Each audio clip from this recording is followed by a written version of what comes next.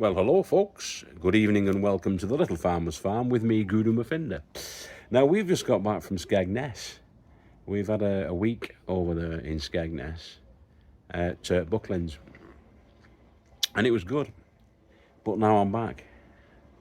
So I've just come up to my mum's now just to see the state of the garden, because my sister's been watering it and keeping an eye on it while I've been away, and she's done a good job.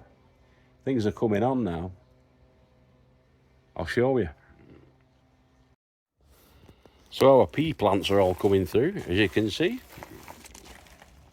all along down this side of the garden, the left-hand side of the garden. Got these trellises that we put up last week, and they're starting to grab on with the little tendrils, look. They're grabbing on with the tendrils, and then they'll climb the way up, probably to about here, hopefully, about 4.5 to 5 foot in height. And that'll be them. That'll be the peas. I should have put about twice as many in though. I put 5, I think, in each trough, and I should have put 10.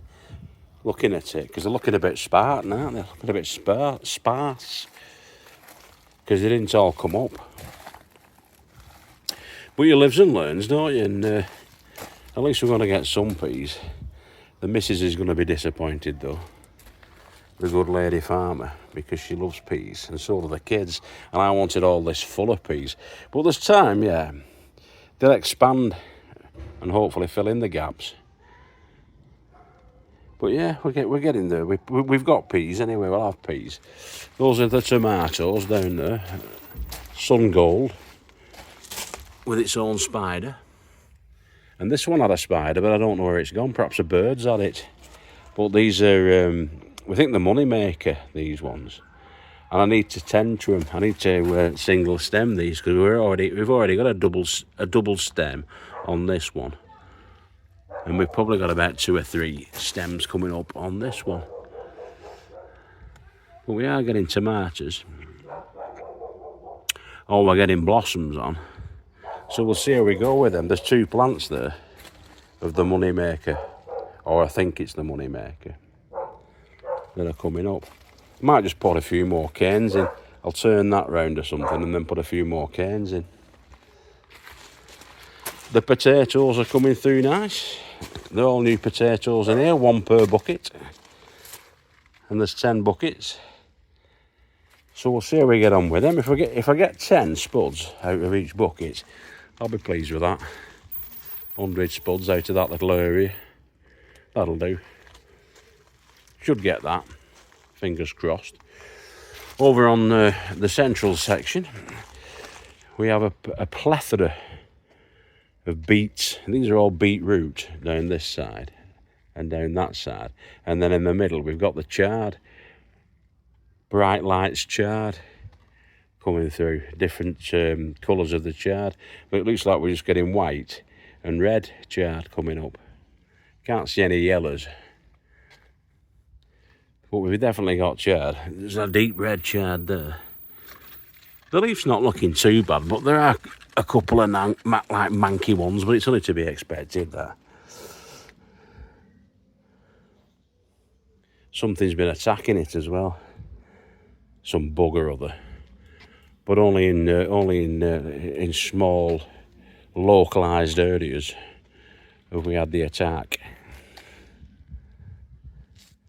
on the beets. But it's not too bad. It's not too bad at all. I can live with that. I'm not growing this for the leaf anyway. I'm growing it for the beetroot, because we've got Detroit and we've got what else have we got? We've got Detroit 2, I think, and Boltardy. I think these are Boltardy on this side, and those are Detroit, and those are a mixture of the 2 over there. Because I thinned these out and I replanted a few, because I'd overplanted these to all kinds of buggery. But we've thinned them out over there, like. I'll tell you what is being attacked savagely. Absolutely savage, this. Look at this. The pak choi. That has definitely had caterpillar attack, that. So what we've had on this, in fact, I'd be surprised if we don't see a few crawling about on this, is cabbage white butterflies. I can't see any on. Can't see any cabbage white caterpillars. They're a proper green colour, the cabbage white caterpillars, but I can't see any on it. But yeah, it's been savage, that. These are not too bad, not looking too bad. Spinach, they come up quicker than these ones, like, obviously, on the spinach. But this is all spinach in here.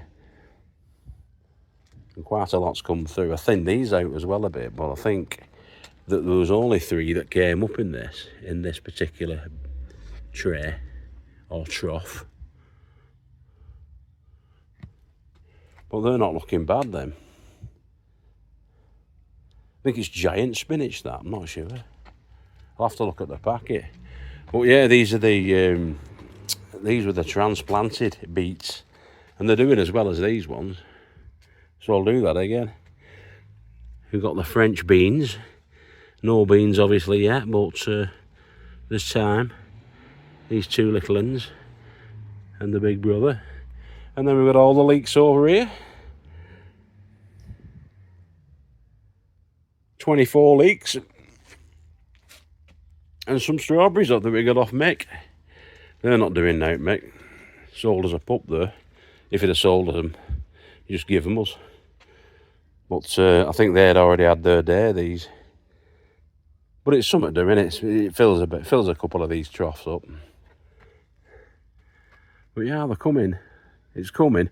It's a pity I didn't have more time, because I would have filled all of these up, therefore, and all those little buckets over there as well.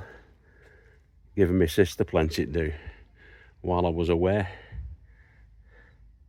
But if you look in these troughs here, I did transplant a couple of the peas out of these and put them over there in these troughs. But, you know, I would say there's only about 30% of the peas that were planted that have come up. So next time I'll have to remember to put in at least 3 times as much as I did put in. Definitely. Well, you live and learn, as I say. But them spuds are going to be all right. We'll get food out of it, no problem. I wish I'd have put some more flowers in. I don't think there's any flowers here. There's flowers there, but not here. I need to get my thinking cap on for next year. Started well too late, like in June this year. Everything was sown directly, if you remember. So it's only to be expected, really, boys and girls, that there's not too much of a massive abundance. Apart from all the beets. But the beets are doing all right. Fingers crossed, they'll be fine, the beets. They're a bit overplanted, if anything, but we'll get... What we want is like little golf ball sized beets. I don't eat the leaf. Too many oxalates. I think it's called oxalate. Too much of that in the leaf, which is not good for your kidneys. So I don't bother with the leaf itself.